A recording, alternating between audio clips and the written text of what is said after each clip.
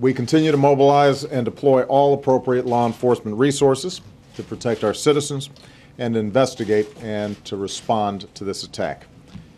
Obviously, our first thoughts this morning are with the victims, their families, and the city of Boston.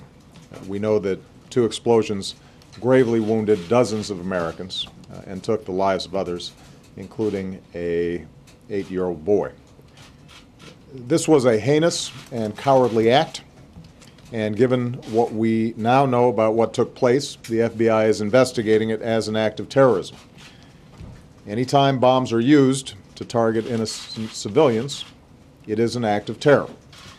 What we don't yet know, however, is who carried out this attack or why, whether it was planned and executed by a terrorist organization, foreign or domestic, or was the act of a malevolent individual.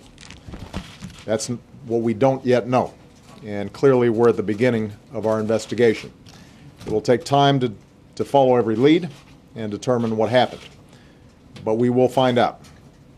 We will find whoever harmed our citizens, and we will bring them to justice.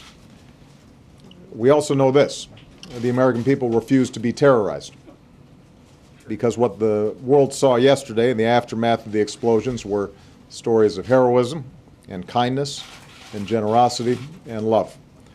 Exhausted runners who kept running to the nearest hospital to give blood, and those who stayed to tend to the wounded, some tearing off their own clothes to make tourniquets.